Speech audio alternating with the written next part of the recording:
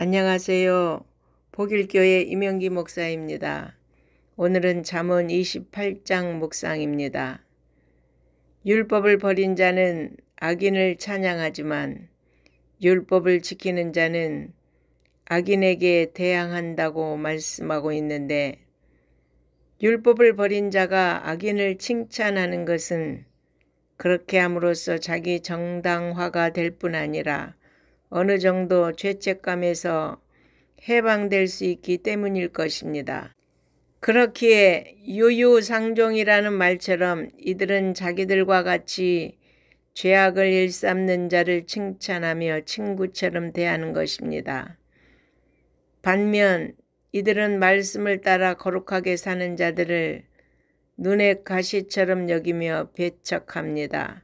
그러므로 율법을 버리고 악을 일삼는 자들과 계명을 지키며 경건하게 사는 자들 사이에는 어떠한 중립지대도 있을 수 없다는 사실을 분명히 알 수 있습니다.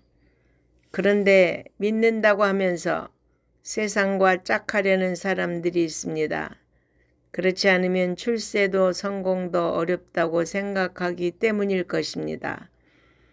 그러나 주님께서는 세상과 짝하는 것을 하나님과 원수가 되는 것이라고 하시고, 이같이 이중적이고 미지근한 태도로 하나님과 세상을 동시에 따르려는 자는 주님이 토해버리겠다고 말씀하셨습니다. 여러분, 우리는 하나님의 자녀요. 군사답게 세상의 악한 풍조에 맞서야 합니다. 세상과 타협하고 짝하는 것은 하나님을 배신하는 것이며 자기 생명을 악한 자들의 운명과 같은 자리에 두는 것임을 기억해야 합니다.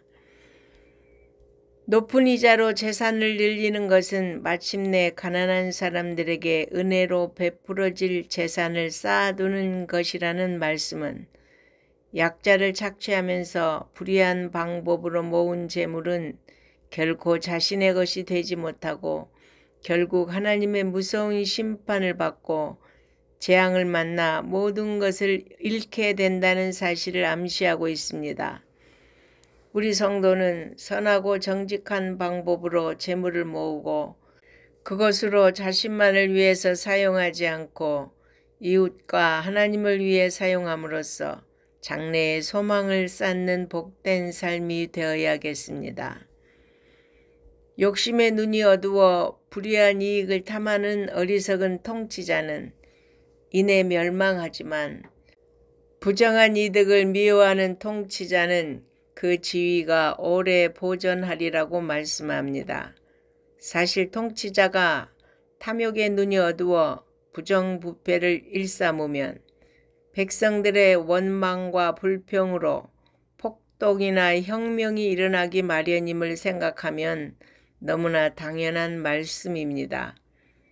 필리핀의 독재자 마르코스는 1972년 계엄령을 선포하고 공산 반군으로 추정되는 인사들의 명단을 작성하여 범죄 혐의가 없어도 명단에 오른 이들에 대해 오직 본인의 집권 연장과 부귀영화를 위해 무자비하게 사살과 납치를 자행했습니다. 결국 마르코스는 필리핀 국민들의 피플 파워 혁명으로 쫓겨나 이국 땅에서 독재자라는 불명예와 함께 쓸쓸히 죽고 말았습니다. 반면 베트남의 지도자 호치민은 식민지로부터 민족을 해방하기 위해 공산주의의 길을 걸었지만 평생토록 독신으로 지내며 백성을 사랑하며 청렴한 모습으로 일관했기에 사후에까지 베트남의 아버지라 불리며 존경을 받고 있습니다.